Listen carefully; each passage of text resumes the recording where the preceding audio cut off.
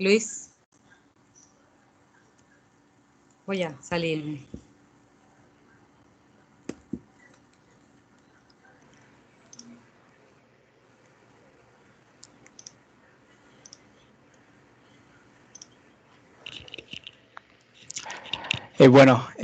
Para continuar con el tema de pediatría, hoy nos toca hablar acerca de el recién nacido prematuro, su manejo integral, su cuidado inicial, y posteriormente vamos a hablar acerca de complicaciones.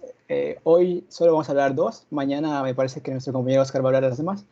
Las que vamos a hablar hoy son la de síndrome de estrés respiratorio, tipo 1 y tipo 2, un poquito del tipo 2, y también la apnea del prematuro.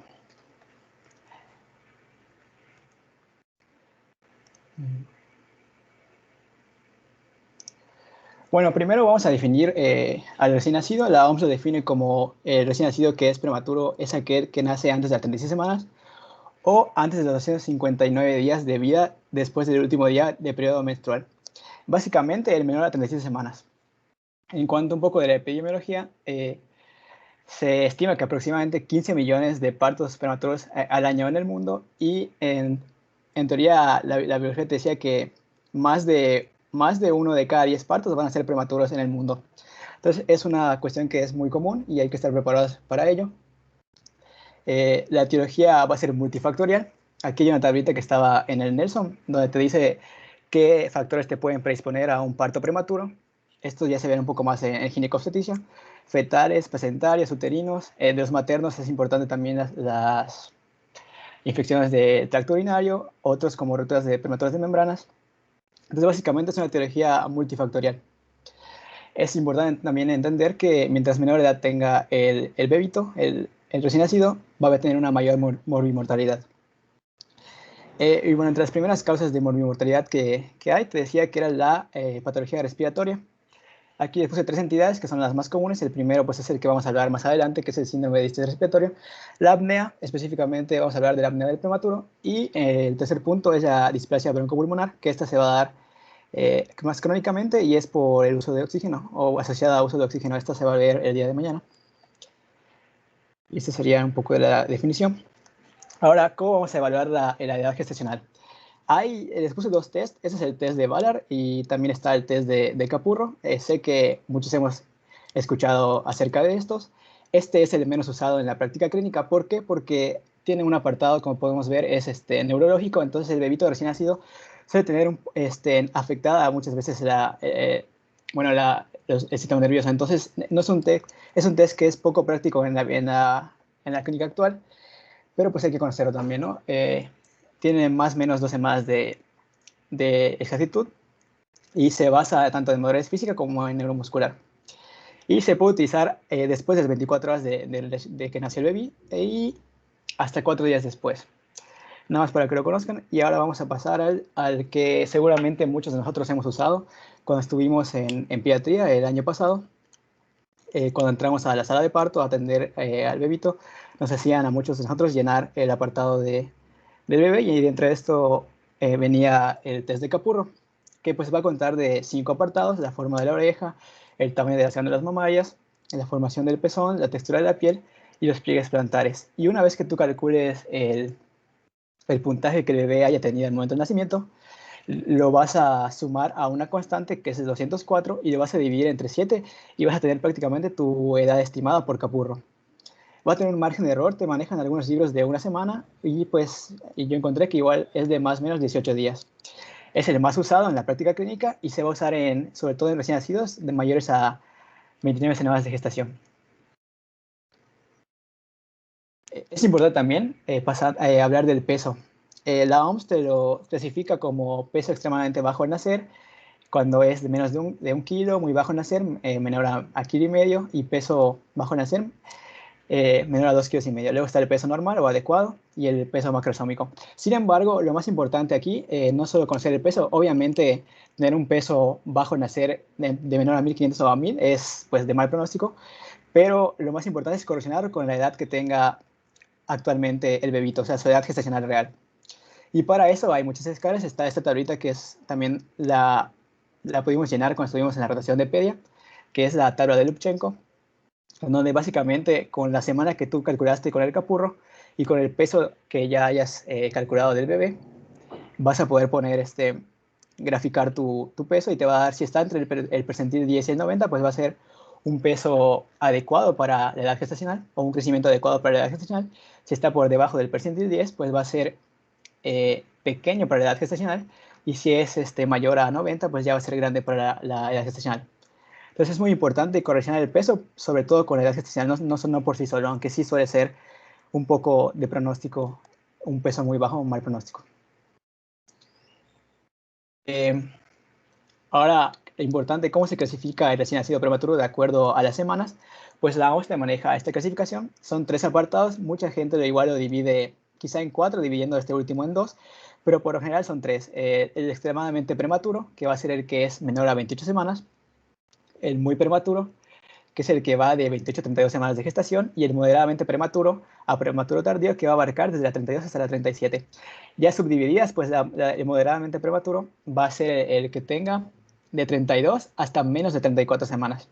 Y ya el prematuro tardío va a ser el que tenga de 34 hasta 37 semanas.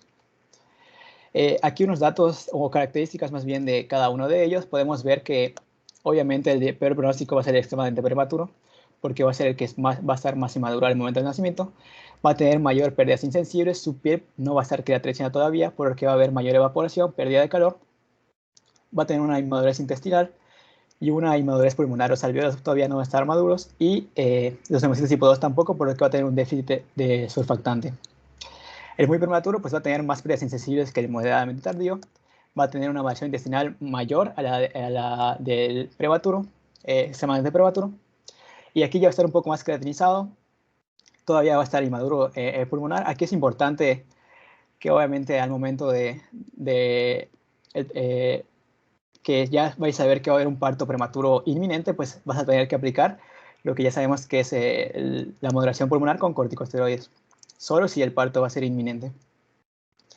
Y el moderadamente tardío, que es el que suele tener un mejor pronóstico, digamos, aunque tiene todavía morbimortalidad mayor a la que tendría un bebito a término. Y pues este va a tener ya maduración intestinal completa, va a tener una proliferación retiniana terminada, y es importante aclarar que va a tener aproximadamente entre las 32 y 34 semanas, va a tener ya un reflejo de succión-deglución completo, lo que nos va a ayudar ya a darle lactancia materna al bebito. Va a tener ya un poquito de más madurez pulmonar, sobre todo después de la semana 35, ya va a ser más factible que disminuyan los riesgos de tener eh, patologías como el síndrome de distrés respiratorio o la apnea, por la madurez que ya va a tener el pulmón. En cuanto a los cuidados generales, bueno, aquí se van a dar las mismas medidas que se van a dar a los recién nacidos a término, que ya hemos visto o que empezamos a ver desde la clase pasada.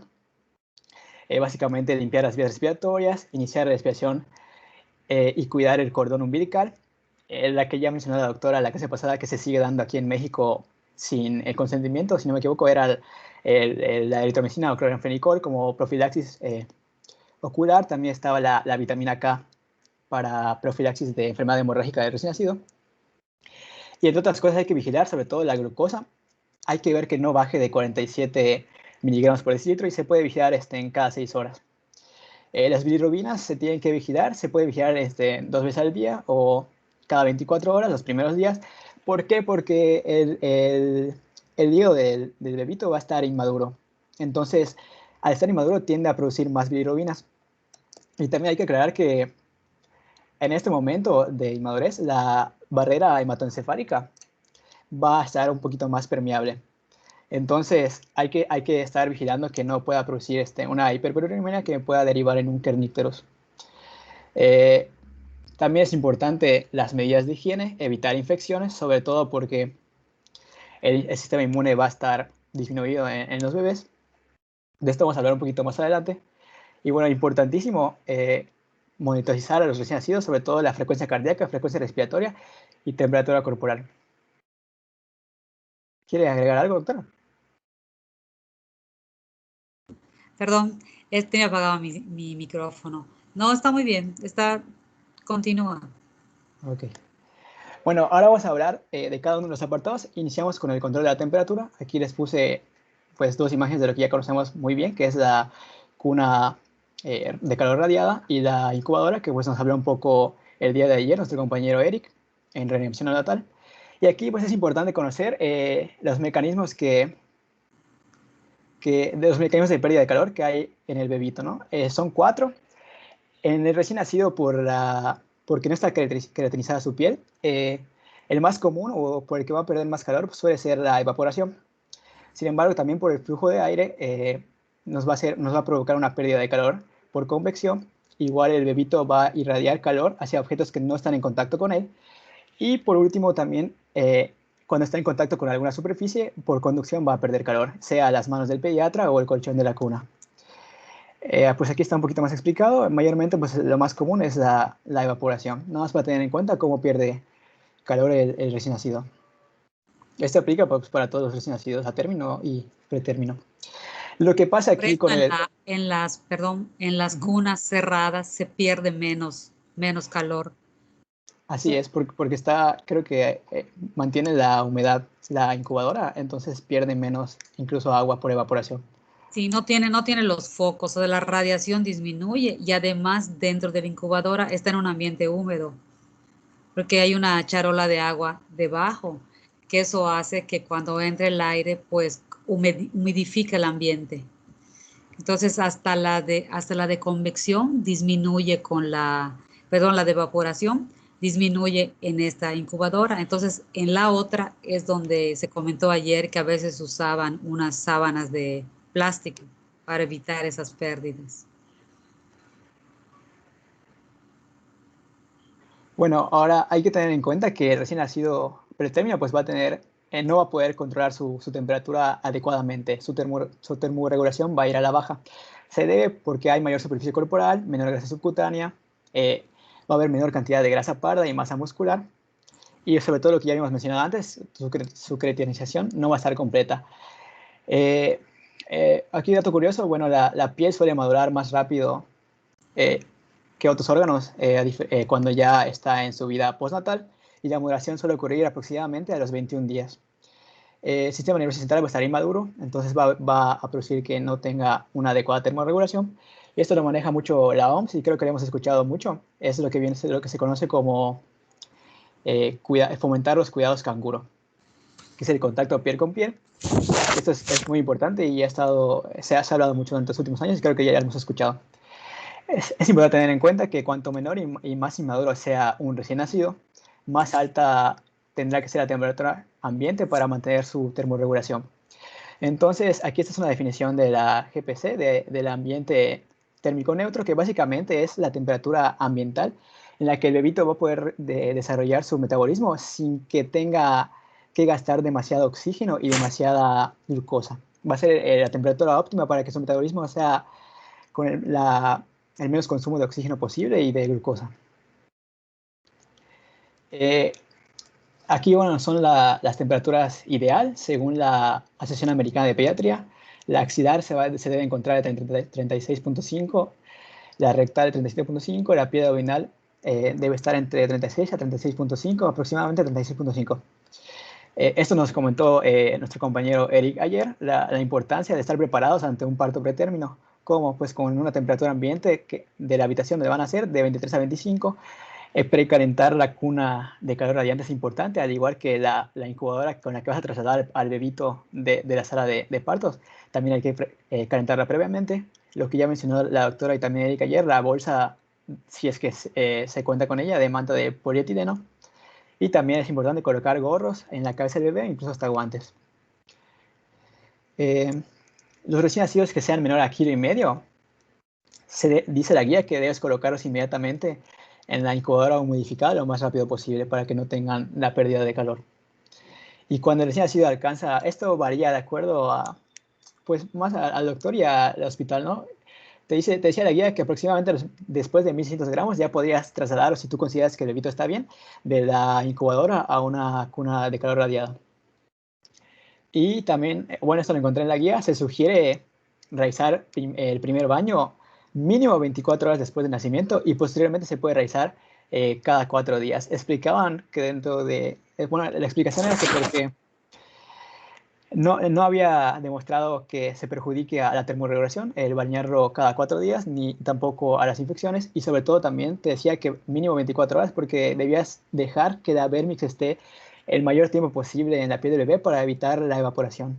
O eso es lo que te manejaba la guía.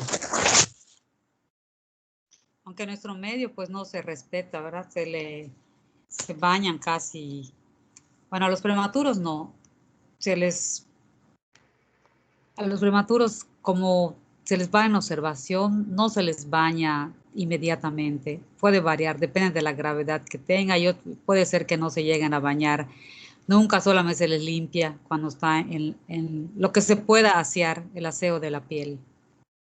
Pero pues nunca van a ver como el niño de la figura, ¿no? Que vayan a agarrar un prematurito y meterle una tina a bañar. Bueno, esto ya lo habíamos manejado antes. Los recién nacidos de bajo peso al nacer pues deben tener o estar bajo condiciones térmicas cuidadosamente reguladas. Se debe ajustar la incubadora para alcanzar la temperatura de la piel del abdomen, que ya habíamos mencionado, entre 36 a 36.5 y por servocontrol o de modo manual. Aquí vamos a hablar un poco de las incubadoras. Bueno, la GPC te manejaba aproximadamente que todos los recién nacidos menos de 32 semanas o los que pesen menos de 1800 gramos deben estar en incubadora.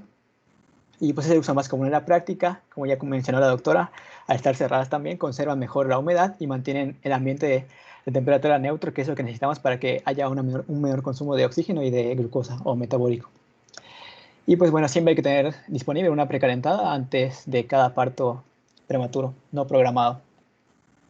En cuanto a la cuna de color radiante, pues bueno, al estar abierta va a tener una mayor accesibilidad. Si el niño tiene muchas ondas o lo necesitas manejar, es más fácil manejarlo desde una cuna de color radiante que en una incubadora que está cerrada.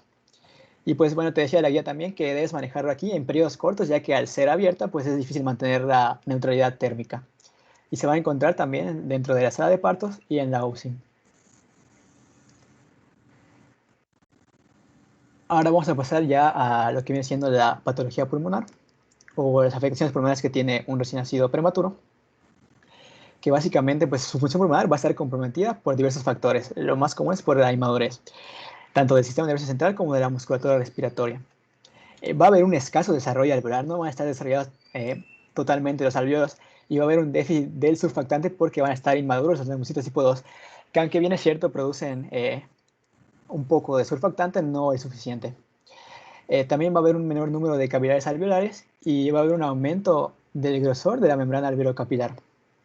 Y bueno, aquí ya lo habíamos mencionado antes, como profilaxis para evitar la inmadurez de los neumocitos y poder tener surfactante adecuado, pues se dan los corticoides que se dan de la 24 a la 34, algunas bibliografías manejan hasta la 36, que van a ser, obviamente, ya lo hemos escuchado, dexametasona, y se suele dar en 2 días, o betametasona, y solamente lo vas a dar si el parto es inminente. Lo ideal sería alargar ese parto lo más posible, y en casos de que ya no lo puedas hacer, pues sí, hay que tratar de alargarlo 2 días más y darle el tratamiento de corticosteroides. El oxígeno suplementario. Bueno, según las guías te decía que lo administres de acuerdo a tu renovación lateral. Y hay que tener mucho cuidado porque puedes provocar hiperoxia ocular y sobre todo la patología que vamos a ver el día de mañana, la displasia broncopulmonar, que se suele dar por terapias prolongadas de oxígeno. Hay que tener una vigilancia clínica continua, siempre que sea necesario, con oximetría de pulso. Y pues el objetivo es mantener una saturación de 85, decían algunas guías, pero pues en general 90-95 y una frecuencia respiratoria de entre 40 a 60 respiraciones por minuto.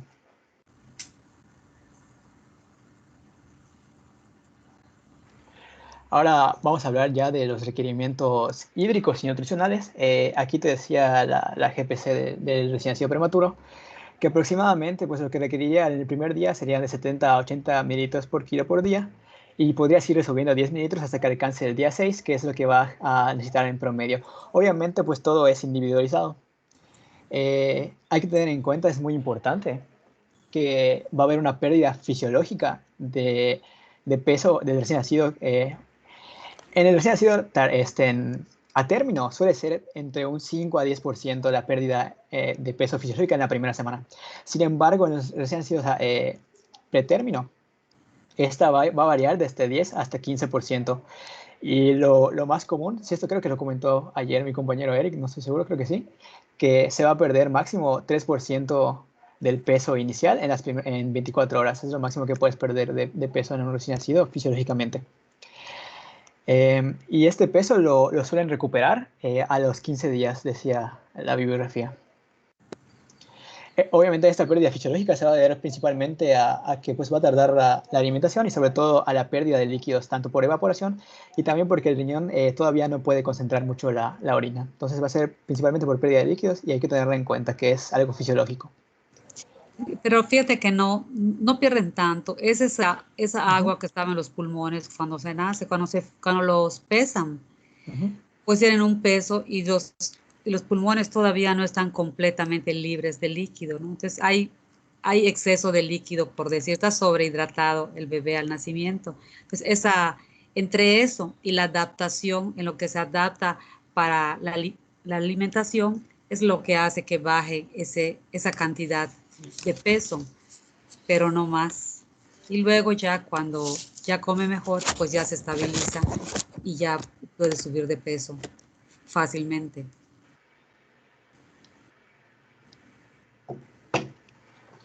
Ok. Bueno, ahora en cuanto a requerimientos nutricionales, pues existen trastornos gastrointestinales de motilidad y absorción. Va a haber una escasa tolerancia al alimento con menor capacidad gástrica. Va a haber un reflujo gastroesofágico que en la práctica pues realmente no necesita tratamiento. Y pues, hay evacuación lenta de las heces, escasa coordinación del reflejo succión-deglución, que pues es un reflejo que suele completarse entre la semana 32 a la 34. Y de estar presente, pues nos va a ayudar sobre todo a darle la lactancia materna al bebé. La alimentación pues suele ser o debe ser con leche materna. No puede no ser suficiente el aporte de algunos nutrientes, por lo que se deben usar fórmulas fortificantes. Se deben dar suplementos vitamínicos, vitamina A, B y C. Ahorita vamos a mencionar un poco más adelante, me parece. Y también se debe dar para que fósforo y calcio, sobre todo porque ayudan a la mineralización ósea. Y el objetivo de la terapia nutricional pues, va a ser mantener un crecimiento y desarrollo similar al que hubiera tenido el recién nacido en su etapa intrauterina. Aproximadamente la guía te decía que de 15 a 20 gramos es lo que debería ganar, entre comillas, por kilogramo por día el recién nacido, pero pues no es exacto.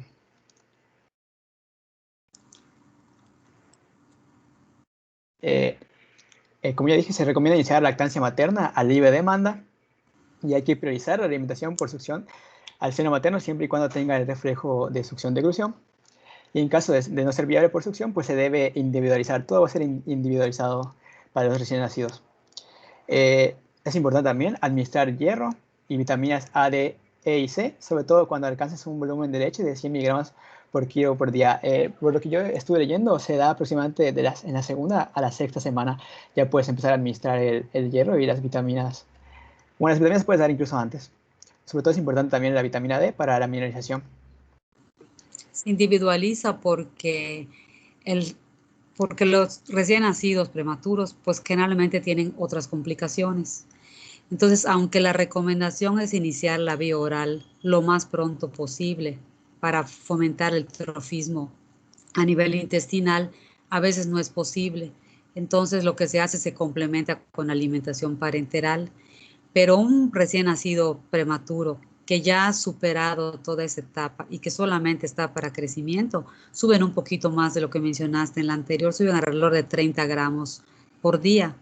Entonces, si le falta 1 kilo, por decir, para subir, pues se va a llevar como un mes en lograrlo. Pero si antes de llegar a la estabilidad que solamente se dedique a crecimiento, si pasan por sepsis, enterocolitis, SDR y varias complicaciones que pueden tener, eso retrasa mucho este crecimiento. Y es cuando crecen solo poquito, 10 gramos, 15 gramos, a veces menos, a veces pierden cuando hay infección. Entonces eso hace que de trabajo poder, no es que nace y si le falta 1 kilo, pues con un mes que esté, ¿no?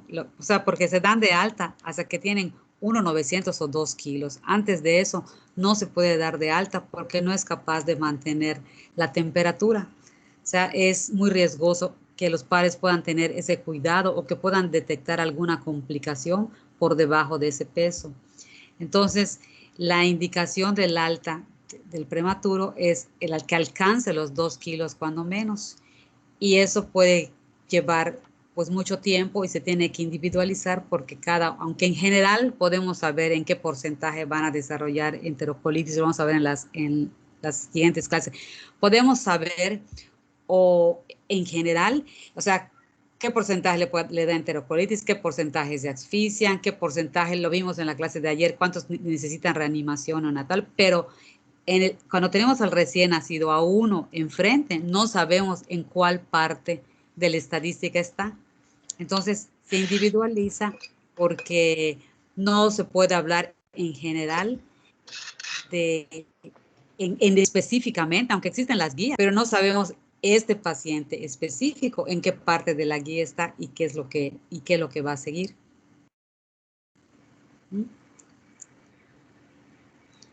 ¿Ya?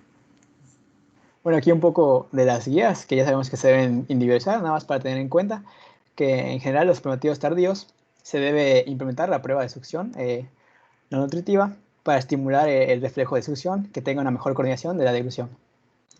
La alimentación pues debe iniciarse en cuanto las condiciones del prematuro lo permitan. En cuanto a los recién nacidos muy prematuros, recordando que son los de 28 a 32 semanas, en teoría la alimentación va a ser por medio de sonda orogástrica con un aporte de 110 hasta 130 kilocalorías, pero pues bueno, esto se va a individualizar y se puede dar la administración intermitente cada 3 horas y la sonda puede ser sustituida cada 24 horas o incluso después de dar el alimento. Para los extremadamente prematuros, que son los menores a 28 semanas, pues este ya va a ser una emergencia nutricional. El Nelson te mencionaba que tienes que dar un aporte de aminoácidos y sobre todo un uso adecuado de ácidos grasos. Esto porque se va a asociar a un mejor desarrollo neuronal y un estado anabólico importante.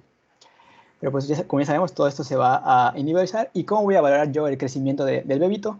Hay tablas para el crecimiento de pediátricos. Esta la encontré para el crecimiento de los recién nacidos prematuros. Se llama la tabla de Fenton y va a involucrar 3 parámetros. El peso, la talla y el perímetro cefálico. Entonces, de acuerdo a las semanas, llega hasta la semana 48, luego puedes cambiar por otras tablas. Incluso había una tabla, creo que se llamaba tabla de Kim, no estoy seguro. Pero pues en general encontré esta para valorar el crecimiento del recién nacido prematuro.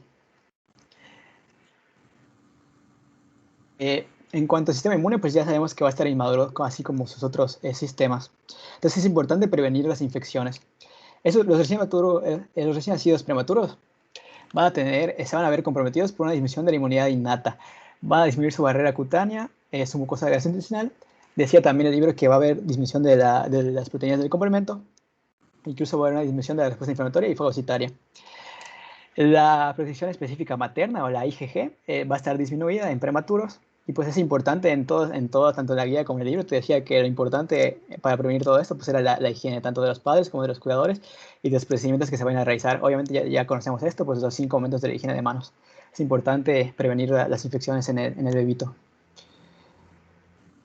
En cuanto a las vacunas, pues básicamente se puede tomar en cuenta como un recién nacido a término. Te decía que las dos importantes o las que se dan al momento de nacimiento de nuestro país, pues es la de la hepatitis B y la de la BCG. Entonces la hepatitis B te decía la guía que la puedes administrar a todos los recién nacidos prematuros y pues la BCG nada más te ponía ahí que mayormente a los que son de más de 34 semanas o mayores a 2 gramos. Y en 2 cuanto kilos. perdón, sí, a 2 kilos.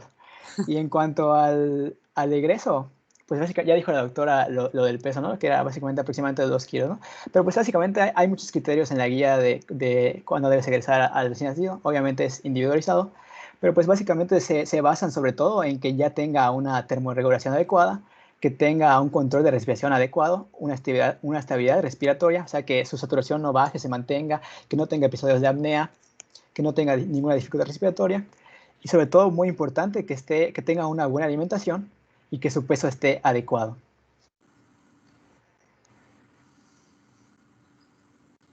Y bueno, eso sería todo del manejo del recién nacido. No sé si quiere agregar algo más o... Sí, No, yo creo que está bien, porque fue combinación de lo sano y del que tiene patología, ¿no? En general, porque hablar de cada una de las patologías, pues creo que vienen las siguientes clases. Y Sí, algunas de las patologías pues van a ser compartidas, no son exclusivas de recién nacido, también puede ser de recién nacido de término, pero pues ya se harán en su momento las aclaraciones si eso le corresponde o no le corresponde. ok.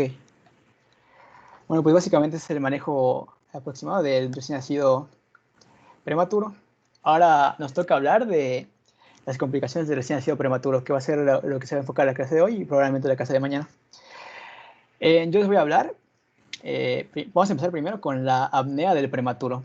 Primero, para esto hay que definir la apnea, y pues es una interrupción de la respiración durante un mínimo de 20 segundos o también una interrupción menor a esos 20 segundos, pero va a estar acompañada de cianosis y bradicardia.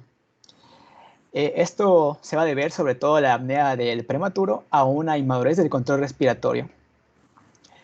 Es más frecuente cuanto menor sea la edad gestacional, es decir, en los menores, los extremadamente prematuros, los de menores de 28 semanas, pues va a ser casi omnipresente, es decir, casi en un 100% se va a presentar algún tipo de, en algún momento, perdón, la apnea del prematuro. Y es importante también, te lo mencionaba el libro y la guía, que para que yo la considere apnea del prematuro, pues tiene que ser una apnea en ausencia de enfermedades predisponentes identificables, es decir, que no sea apnea secundaria a otra causa. Entre las causas que te mencionaban están estas, hemorragia interventricular, respiratorias o infecciosas, también puede haber neumonía, sepsis, meningitis, las metabólicas, pues una hipoglucemia, una acidosis, las cardiovasculares, pues va a haber hipotensión, hipertensión, y pues las que vamos a enfocar mayormente la idiopática o la de inmadurez del centro respiratorio, que es la que vamos a atribuir a una apnea del prematuro. En los de menores a 1 kilo, pues bueno, se va a presentar aproximadamente 84 a 100% de incidencia. Es importante descartar las otras patologías, entonces aquí hay unos estudios que ayudan a descartar estas, la biometría hemática, obviamente, para descartar anemia, procesos infecciosos. Hay que hacer una hiperglucemia para prevenir hipoglucemias, de electrolitos séricos para ver si hay alteraciones de sodio o calcio, o cultivos en la orina para ver si hay sepsis, R de Torres para ver si hay neumopatías. Entonces, básicamente lo que yo debo hacer es descartar una apnea secundaria para que yo pueda considerarla como apnea del prematuro, que pues es la que se va a deber básicamente a la inmadurez del sistema nervioso central. Los neonatos menores a 35 semanas, pues tengo que monitorearlos, como ya habíamos mencionado antes, su frecuencia cardíaca, su frecuencia respiratoria, su saturación. Pueden presentar cianosis, palidez. La bradicardia va a ser proporcional a la gravedad de la hipoxia y suele darse entre 1 a 2 segundos posteriores a un episodio de apnea. Dato curioso, pues es más común en el sueño activo, el sueño REM, por lo que hay que vigilar el sueño. Y su inicio suele ser entre 2 a 3 días después del nacimiento. Es lo más común, sin embargo se puede dar entre la primera hasta la segunda semana. Ya más de 2 semanas pues se suele atribuir a otra causa. La apnea del prematuro pues suele ser por lo general una apnea mixta entre el 50 y 75% de los casos, y va a ser una apnea que va a preceder, perdón, una apnea obstructiva que va a preceder a una apnea central. La apnea obstructiva pues es una inestabilidad faríngea, inmadurez de los músculos, flexión del cuello, y esto va a ocasionar que haya una ausencia de flujo, pero que se mantenga una persistencia en el movimiento de tórax, a diferencia de lo que viene siendo la apnea de tipo central, que bueno, esta va a ser por una disminución de estímulos del bulbo o del sistema nervioso central hacia los músculos de respiratorios, y esto va a ocasionar tanto una disminución del flujo como una disminución de los movimientos del tórax. En este punto sí quiero comentar algo. Cuando el recién nacido es de término, realmente se le acuesta, se le pone boca arriba, boca abajo, en cualquier posición que sea, pero tiene la capacidad de acomodar la cabeza a, a su antojo, ¿no? En el prematuro no ocurre eso, está flácido y no siempre se puede mover como él quisiera porque todavía no está bien desarrollada. Entonces aquí es sí bien importante a la hora de colocarlo, poner en la posición como de reanimación, ponerlo boca arriba y levantarle la cabeza para que no ocurra esto que bien tienes aquí puesto, flexión del cuello. Acomodarlo para permitir que la permeabilidad de la vía aérea se mantenga. Si lo dejamos así como doblado, puede que se quede así. Y al rato, cuando empieza a haber secreciones, también, si no tiene la capacidad de poder aspirarlas o si se la aspiró muy fuerte y se lastimó, como les decía yo ayer, a veces las ondas de succión tienen muy fuerte y se puede lastimar. Entonces, si se lastimó, aunque sea una cosa leve, al no tener una buena posición de la cabeza, cuando se inflama la faringe o hay más secreciones defendiéndose del cuerpo del trauma de la succión, entonces puede provocar que, que se dificulte la respiración y que eso sea la causa de una apnea agregada a la apnea del prematuro, ¿no? Como dices tú, mixta. ¿Cómo vas a tratar esta apnea? Bueno, la GPC te decía que pues la posición prono ayudaba a dar mayor estabilidad a la caja torácica. Sin embargo, debes hacerlo solo bajo supervisión porque pues aumenta el riesgo de muerte súbita. La posición supina, por lo tanto, si no hay supervisión, pues no va a haber, no hay problema porque no hay menos riesgo de muerte súbita. Es importante mantener el control térmico en el recién nacido y esto obviamente porque pues, su metabolismo se va a mantener basal, no va a requerir aparte un consumo mayor de oxígeno. Aunque Eh, hoy quiero mencionar eso porque dices, aunque la muerte súbita no se sabe, o sea, todavía no se ha encontrado el origen, hay varias teorías y hay varias hipótesis con respecto. Sin embargo, en el hospital esto casi no se da. O sea, por ejemplo, que una madre tenga su prematuro en que luego venga y le digan, ¿sabe qué? Estaba durmiendo y de repente se murió. No se da. Eso pasa cuando se van a casa, que no están monitoreados, que no están vigilados. Se ha visto que a veces cuando hay mucho frío y están muy arropados, también se ha asociado con padres alcohólicos. En fin, un montón de cosas, pero es algo que no se ve en el hospital. Tienen monitor, tienen vigilancia 24 horas, entonces esto es para cuando salen, cuando se van de alta. Actualmente, pues por consejos médicos y los papás que pueden, se les coloca pues los videos, ¿no? Entonces, vigilancia en la noche, porque la muerte súbita pues, está precedida de apnea. Entonces, si el bebé hace apnea y se mantiene allá en apnea, pues puede fallecer por eso. Entonces, la primera cosa que se da apnea. Entonces, cuando los pacientes han sido de alto riesgo y ha dado mucho tiempo sacarlo y los papás son colaboradores, a veces se van con monitoreo casero para evitar esta complicación, que más bien es la detección de la apnea y que cuando recibe una estimulación, enseguida empiezo, o sea, la primera maniobra es estimularlos para que respiren. Creo que lo vas a mencionar más adelante. pues básicamente es sí, Es que lo tienes. sí, la estimulación táctil, sobre todo para hacer un estímulo nervioso que le recuerde al bulbo olfatorio, básicamente, que vuelva a mandar el estímulo hacia los músculos de la respiración. Ujú. Bueno, entonces, Una maniobra tan sencilla como esa, ¿no? Que les puede salvar la vida. Pero si nadie la ve y se queda así, pues sí puede fallecer por eso. sí, entonces, bueno, el tratamiento en episodios leves se puede dar la estimulación táctil o también se puede dar la administración de flujo o de oxígeno suplementario por cánula nasal. En cuanto a los episodios ya recidivantes, se suele usar el fármaco de elección, pues son las metilxantinas, ¿no? Porque estas van a estimular el mecanismo central de respiración, van a disminuir el umbral de respuesta a la hipercamia y van a estimular tanto la contractividad del diafragma y van a prevenir su fatiga. Aquí les puse las dos más comunes, las dos son la teofilina o la cafeína. Les puse subrayar la cafeína porque pues, tanto la biografía del Nelson como en la GPC mencionaban que era superior a la teofilina porque en teoría producía menores efectos adversos. Sin embargo, también la GPC te mencionaba que aquí en México no se maneja al menos el citrato de cafeína, que es el que está aquí, el que se puede dar intravenoso, no se maneja en el sector salud, o sea, no está disponible.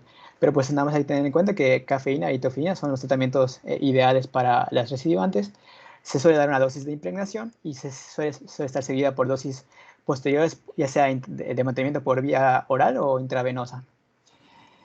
La apnea obstructiva mixta pues ayuda mucho la presión positiva continua, el CPAP. Se puede dar de 3 a 5 centímetros de agua y la cámara nasal a alto flujo, sobre todo muy humidificado. Hay que tener en cuenta que esta apnea pues, suele ser de buen pronóstico. En general, de acuerdo a los recién nacidos, desaparece entre las 30 y 35, pero pues para generalizar suelen desaparecer a partir de las 44 semanas de vida corregida del bebé. Y el alta, para que yo dé alta a un bebito que tuvo episodios de apnea, pues la GPC sugiere que tenga 5 a 7 días sin ningún episodio de apnea y su saturación esté estable. ¿Algo más de la apnea, doctora? No, está bien. Bueno, ahora toca hablar del más común de estos, que es el síndrome de dificultad respiratoria. Aquí les puse tipo 1 porque así se conoce también, o también se conoce como enfermedad de la membrana hialina. Esta es la definición. Se va a definir como una enfermedad que es caracterizada por una inmadurez del desarrollo, ya sea anatómico y fisiológico, y se va a dar sobre todo en recién nacidos prematuros. Mientras más prematuro, más incidencia. Su principal componente pues va a ser, o su principal causa es la deficiencia de surfactante. Y eso se va a deber a la inmadurez del pulmón de los linfocitos tipo 2 para producirlo, o que producen a un nivel que no es suficiente.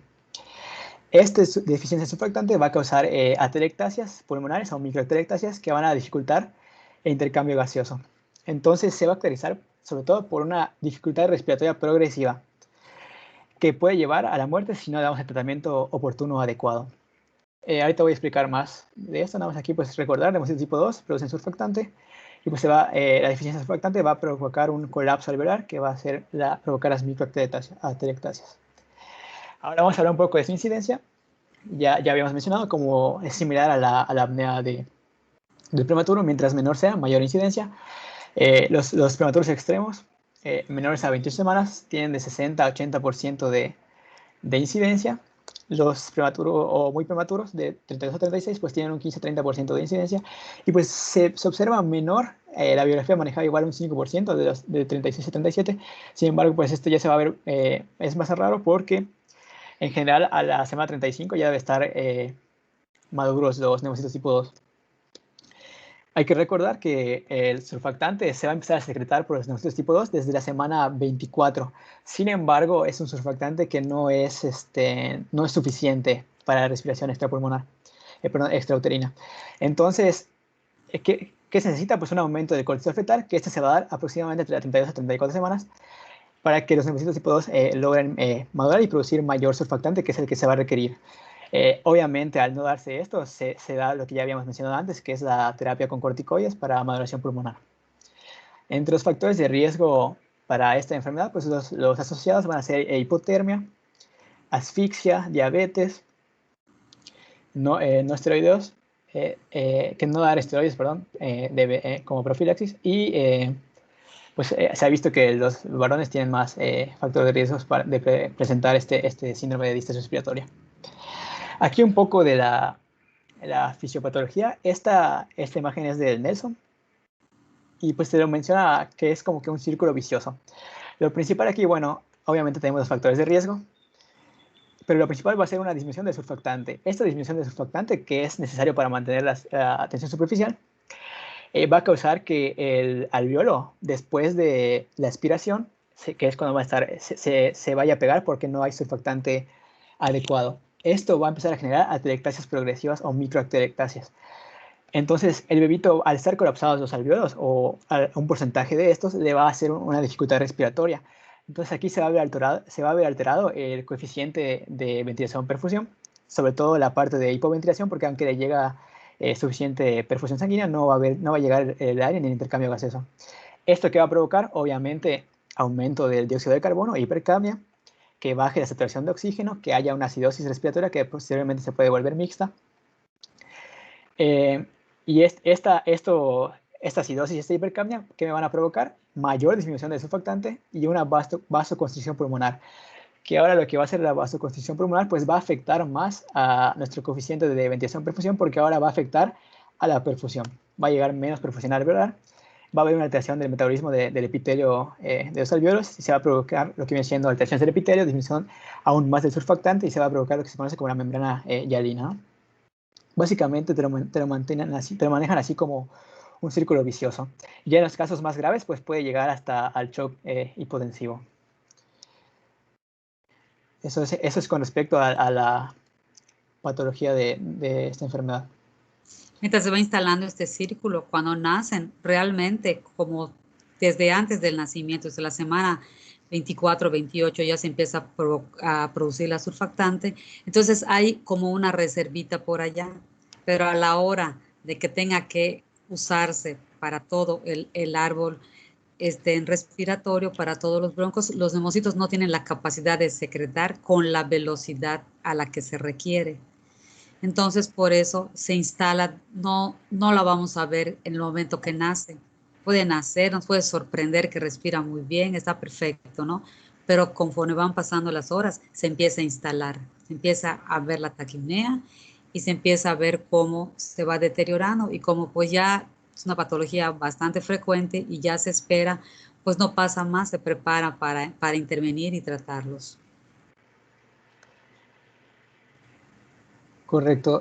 Las manifestaciones clínicas, pues como ya mencionó la doctora, suele aparecer a los pocos minutos u horas de nacimiento, mayormente por lo que ya dijo la doctora, que hay todavía un surfactante que aunque no es suficiente, pues ayuda un poco. Entonces se suele dar aproximadamente hasta las 7, 8 horas, pero suele darse dentro de las primeras 24 horas de nacimiento. Así es. Las manifestaciones clínicas pues va a ser taquipnea y la dificultad respiratoria progresiva, que ¿cómo la voy a medir? Pues con la famosa escala de Silverman-Anderson, que pues se usa en todos lados. Seguramente ya hemos escuchado, ya tuvimos clase de ella, y son 5 parámetros: disección tóraco-abdominal, la retracción intercostal o tiraje intercostal, retracción subsifoidea, aleteo nasal y el quejido expiratorio. Pues va a tener de 0 a 2 grados. Aquí, a diferencia del Apgar, pues a mayor puntaje, pues es una dificultad respiratoria severa o mayor. La bibliografía te manejaba que el síndrome de distrés respiratorio pues va a estar mayormente entre la moderada a severa. Sin embargo, pues lo importante es actuar apenas lo detectes, porque pues un buen tratamiento disminuye mucho la mortalidad. Puede haber cianosis y palidez, y en cuanto a la auscultación, pues va a haber ruidos respiratorios que pueden estar normales o incluso atenuados. Aquí nada más un dato: respiración irregular y apnea son signos ominosos y debo dar tratamiento inmediato. Ahora, ¿cómo voy a hacer el diagnóstico? Obviamente, pues el diagnóstico va a ser mayormente clínico, apoyado con la escala de Silverman-Anderson y observando una dificultad respiratoria que pues va progresando. Lo que voy a pedir pues son radiografía de tórax, AP, o sea, anteroposterior, y gases arteriales. En la radiografía de tórax, bueno, la guía te decía que las debes realizar en las primeras 8 horas, apenas detectes la dificultad respiratoria en un recién nacido pretérmino. ¿Qué puedo encontrar? Pues lo más común, pero que no es patognomónico, es el aspecto retículo granular difuso bilateral, o también conocido como vidrio esmerilado, como podemos apreciar en la imagen de la derecha. Va a haber una disminución también, podemos encontrar disminución de la expansión pulmonar y un broncograma aéreo. Aquí se puede observar el pulmón normal o sano, y ya con vidrio esmerilado, que eso ya es un poquito más grave, porque pues puede ir por etapas. Ahorita vamos a ver un poco más de las etapas. ¿Y qué voy a encontrar en la gasometría arterial, que es el gold estándar para detectar hipercapnia? Pues bueno, eso, voy a encontrar aumento del dióxido de carbono y sobre todo una saturación de oxígeno pues relativamente baja. Esta es de una guía antigua. Bueno, se alcanza a ver, pues sí se ve las radiografías de cómo va a ir progresando este síndrome de dificultad respiratoria. La forma leve, la tipo 2, te decía la guía que era la que tú sueles observar más comúnmente, y pues ya la más complicada es la de que tiene ya la opacidad de tórax total, que es la imagen de vidrio ya esmerilado. Y pues estas son un poquito más, pues se ven mejor, ¿no? Aquí es la 1, 2, 3 y ya la de vidrio esmerilado. Esas imágenes de SDR se parecen mucho. No sé si han visto imágenes del SARS-CoV-2, de la lesión Así, pulmonar. Así es, así progresivamente va aumentando. Si lo pusiéramos a COVID, ya desde la segunda, donde tienes el punto rojo, el paciente ya está mal. Ya está mal en el en la tercera, con el cuadrante C, ya está grave y en el otro ya está muy, muy, muy grave. Porque más o menos es lo mismo, ¿no? Hay agua entre los alvéolos, hay bronquiectasias, hay ruptura del... Bueno, es diferente el mecanismo, ¿no? En el COVID, pues hay ruptura entre los alvéolos por la inflamación y hay mircoatelectasias.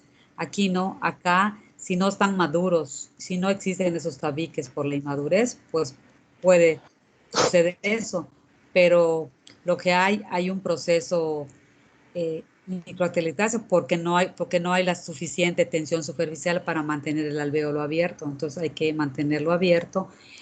Hay, hay pérdida de líquido dentro del, del parénquima pulmonar y eso hace que la imagen de entre inflamación y falta de aire, básicamente, en este caso básicamente es eso, provoque esta imagen parejita, no hay zonas, es todo el parénquima pulmonar se ve afectado.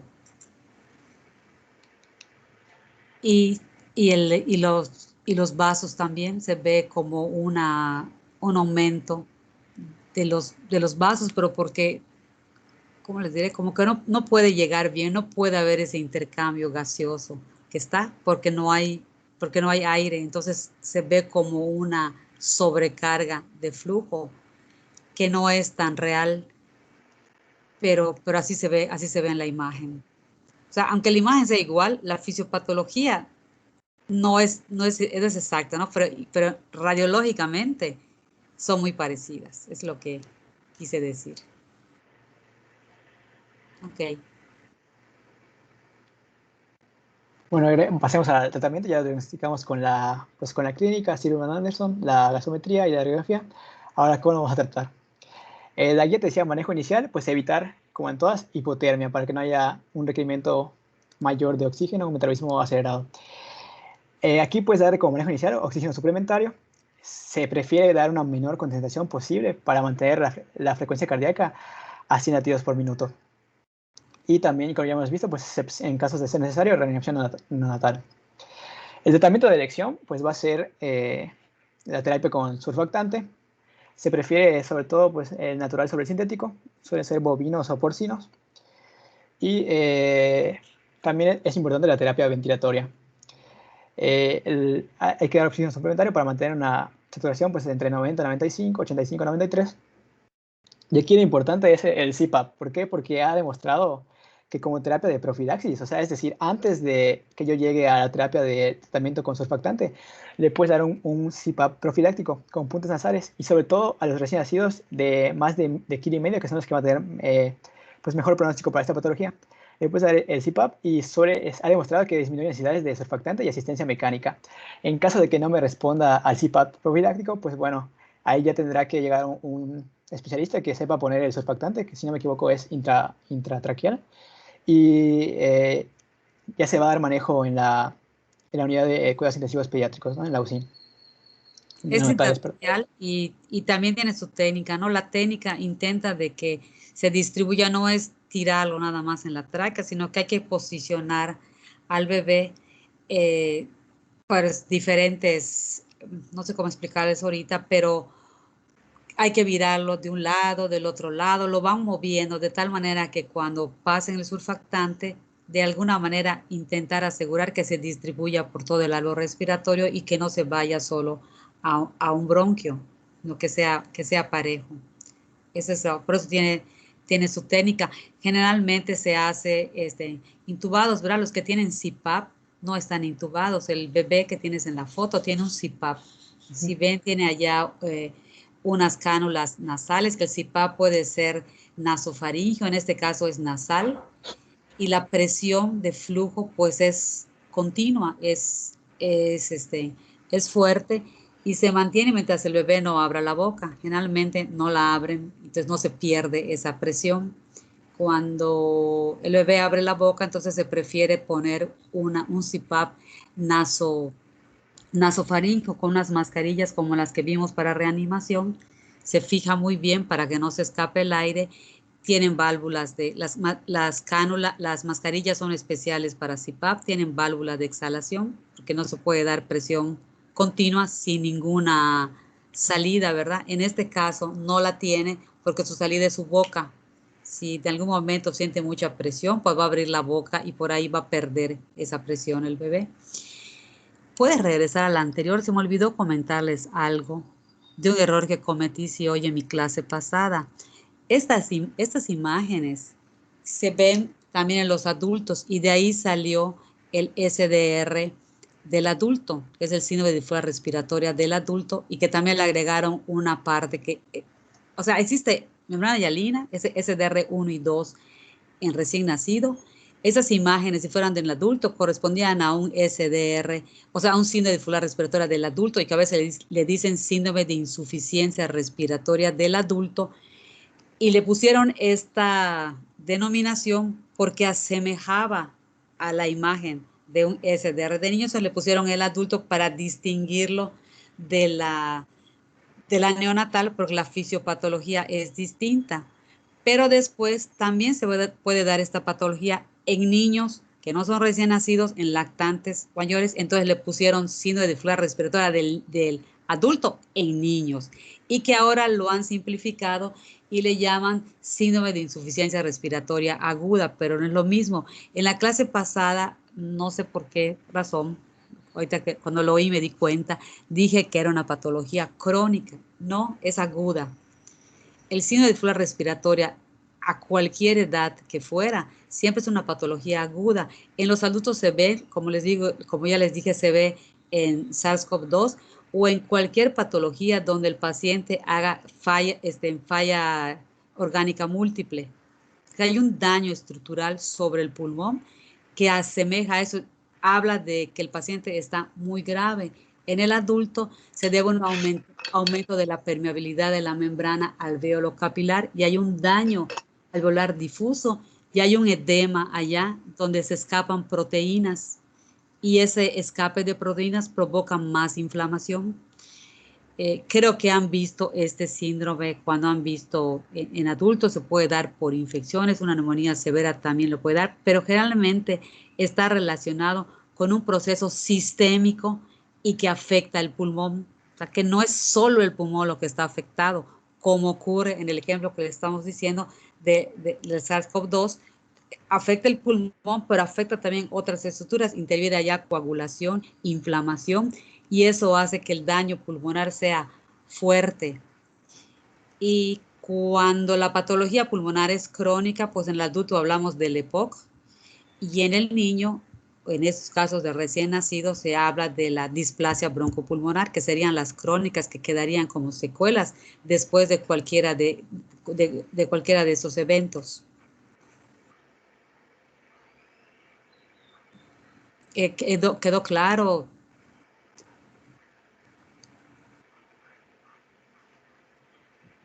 ¿Qué tal, Luis? ¿Tienes alguna duda? Tú que estás aquí enfrente, porque veo que No, no, están los demás. no, sí está bien, doctora, ¿no? ¿Quién habló?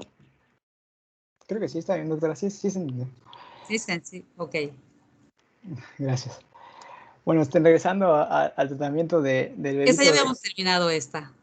Sí, nada más quería mencionar que obviamente si no responde al CPAP y le das la terapia de surfactante, pues ya necesita, incluso puede requerir ventilación mecánica. Obviamente de aquí va a derivar las complicaciones de esta enfermedad. Es muy común que por la hipoxia que hay también se mantenga el conducto arterioso.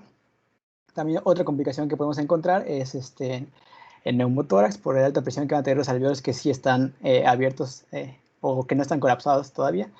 Y también podemos encontrar lo que se va a mencionar también en la clase posterior, que es la que ya mencionó la doctora, que es la crónica en el uso de oxigenoterapia, que es la displasia broncopulmonar.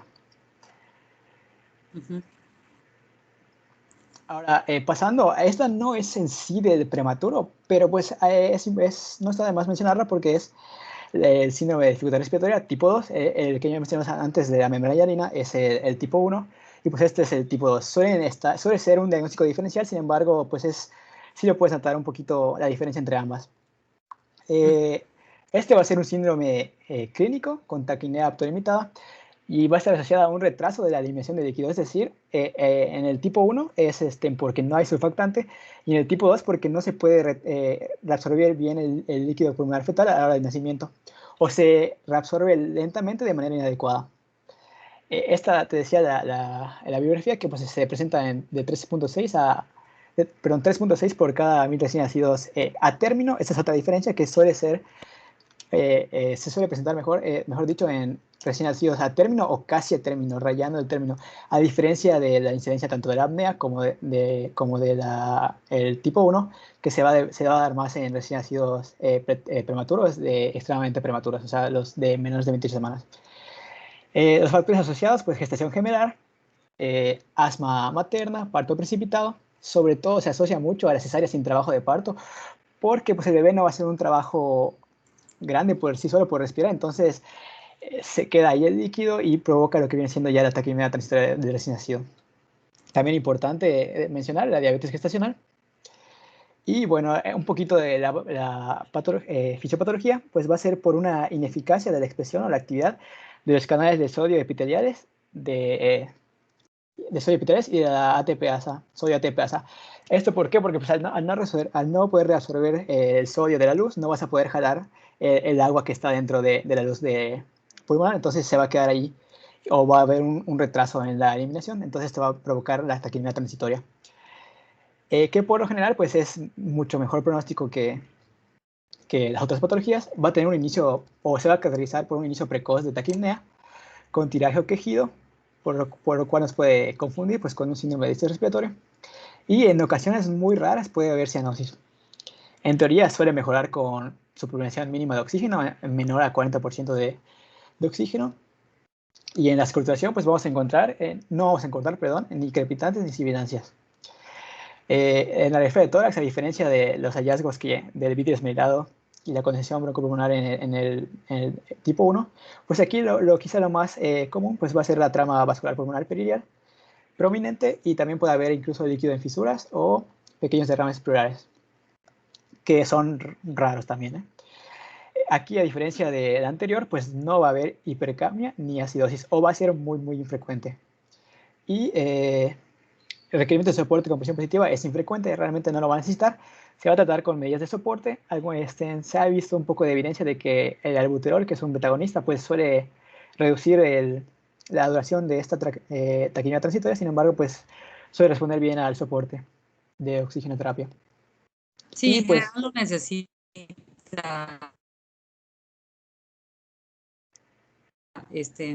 por lo general. y en teoría se suele resolver de 24 a 72 horas, es decir, 2 a 3 días. Aquí en azul, pues básicamente lo distintivo del anterior, que es una recuperación rápida del recién nacido, y hay ausencia de hallazgos radiológicos que encontraríamos en un síndrome de distrés respiratorio.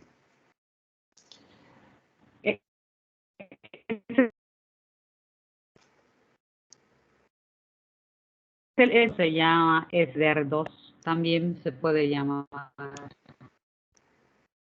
Sí, síndrome de distrés respiratorio tipo 2. Eso sería todo por mi parte en cuanto a las patologías de las Toca complicaciones. mencionar que mientras se resuelve, ¿qué es lo que hay que cuidar, Luis Fernando? Mientras se resuelve la taquipnea, el, Una taquipnea puede estar respirando hasta más de 100 respiraciones por minuto. ¿Y qué es lo que dijimos que se resuelve solo, que no va a ser grave, pero con 100 respiraciones por minuto, pues la alimentación no va a ser tan fácil? Y eso puede llevar de 2 a 3 días que esté así, jadeando. Entonces, pues hay que hacer algo. Entonces, hay que procurar, no conviene dejarlos en ayuno 3 días, porque 3 días, un recién nacido con 3 días necesitaría una alimentación parenteral. Y como esta es una patología autolimitada, pues es mucho riesgo colocar un catéter para ponerle una alimentación parenteral. Lo estamos sometiendo a un riesgo mayor de la patología que tiene, porque sabemos que pues poner un catéter central para colocar una alimentación por 3 días o 4 días implica mucho riesgo. O sea, estamos invadiendo al paciente innecesariamente, pero te tiene que alimentar. Entonces, generalmente lo que se hace es alimentarlos por sonda. No se les da todo lo que debería llevar, porque tampoco queremos que se vaya a vomitar. Queremos que mantenga una glucosa suficiente, que no se deteriore, pero no pretendemos darle todo lo que necesita, porque no lo puede, porque no, porque queremos asegurar que la vía aérea esté bien y no queremos invadirlo. Cuando se pone esos bebés en unas cunas cerradas, se puede poner oxígeno al ambiente. Así como nosotros respiramos 21%, se le puede poner 25 o 26 por allá bien bajito, sin necesidad de ponerle ninguna mascarilla ni nada. En el ambiente de la incubadora tiene un oxígeno más elevado. Si lo necesita, a veces no necesita eso. Y mantener su estado de hidratación, porque si no logramos, o sea, se le va a poner la leche o la alimentación o la leche materna o la leche industrializada, cualquiera que se tuviera, lo mejor que pueda tolerar. Entonces, por lo general no va a tolerar como tolera uno que no tiene nada, ¿verdad? Porque está hiperventilando. Entonces se le coloca lo mayor que pueda y lo demás se le puede administrar por vía periférica para completar la hidratación. Pero con esas dos medidas y vigilancia, en 2, 3 días se ve cómo progresivamente empieza a disminuir la ventilación y cómo va recuperándose poco a poco.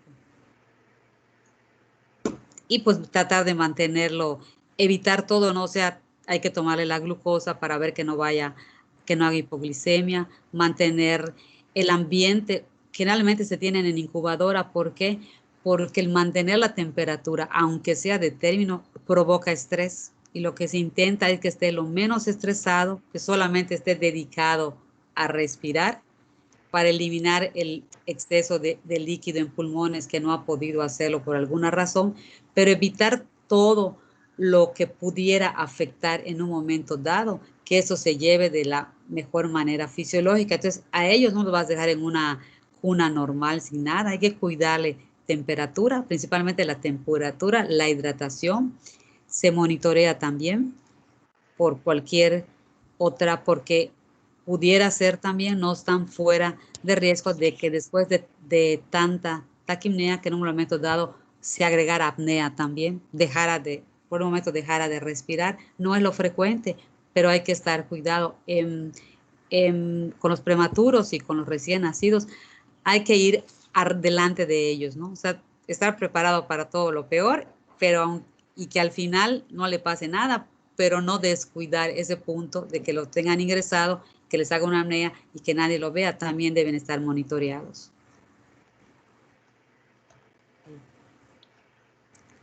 Pues seguimos. Ok, Si no gracias, hay, doctor. vamos con las preguntas. Ok. Sí, son 5 preguntas, están facilitas, la verdad. No puedo ver quién alza la mano, así que por favor, si el que quiera responder la primera. Exactamente. Que no lo responda, aquí tengo la lista. Ahorita nombro a alguien. Yo quiero responder la primera.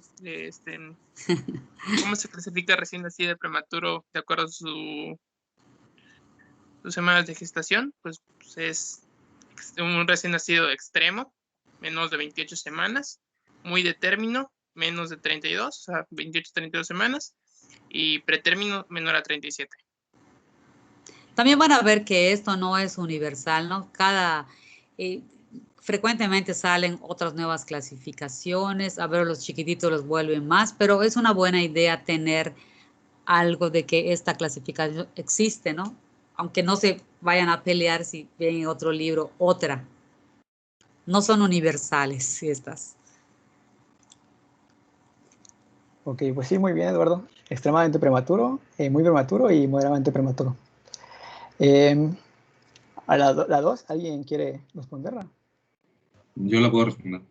Era peso, talla y perímetro cefálico.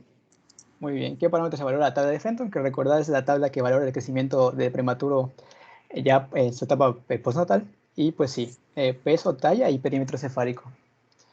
La 3, ¿alguien quiere? Yo. Conducción, convección, radiación y evaporación. ¿Cuáles son los 4 mecanismos de pérdida de calor importantes? Radiación, convección, conducción y evaporación. Muy bien. El número 4 también está muy sencilla. Yo, es surfactante, factor surfactante. Ok, el tratamiento farmacológico de elección, pues sí, el surfactante. Por lo general, decía bovino o porcino. Y la última, esa es de verdadero o falso. Es verdadero.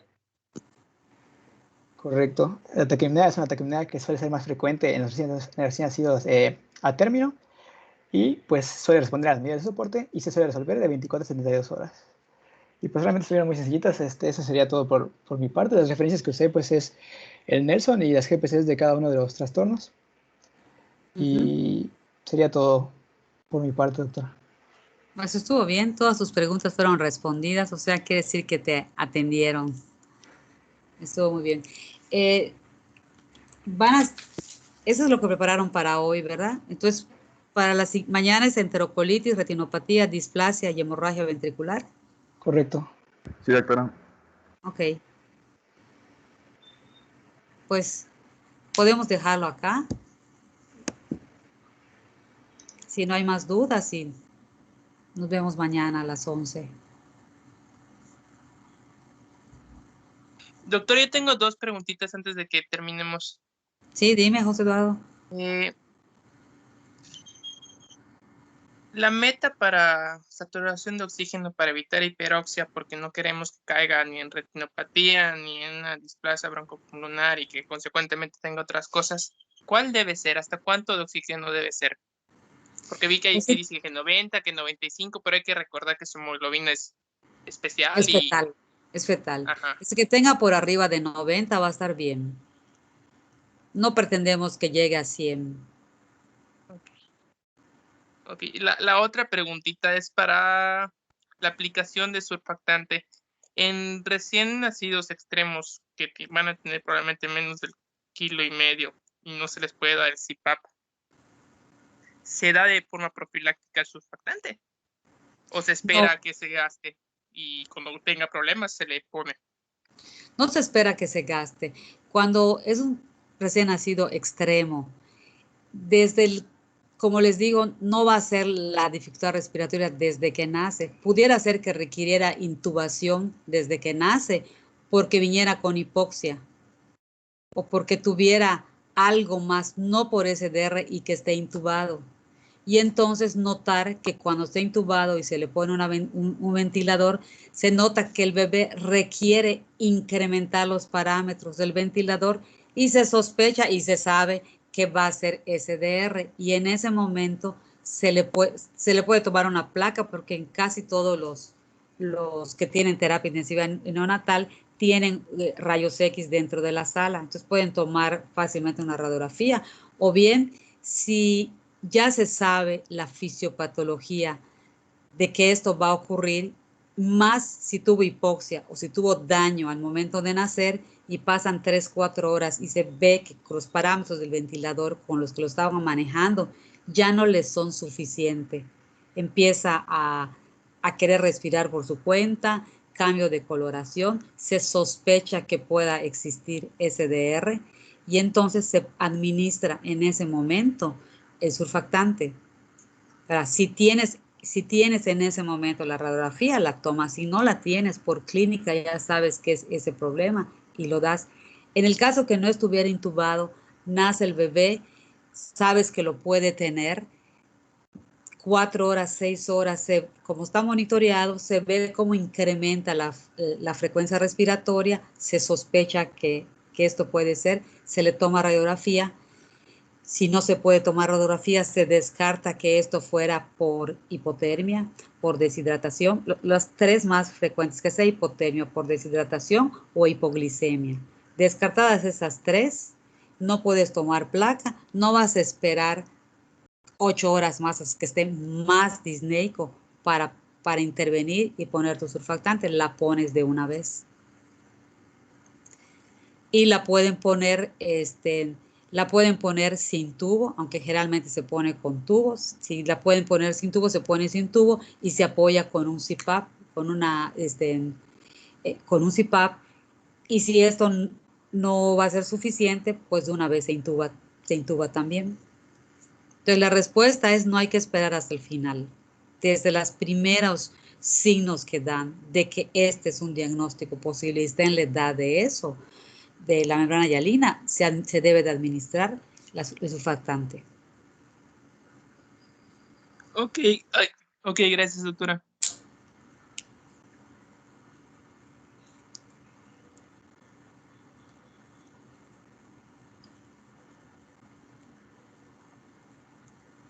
Pues bien, entonces, si no hay más, nos vemos mañana. Si salen mal, las vemos antes de la clase también. Gracias, Doctora. doctora, hasta mañana. De acuerdo, doctora. Doctora, Sí. doctora, Sí. le quería comentar lo de las vacaciones. Ya ¿De veras?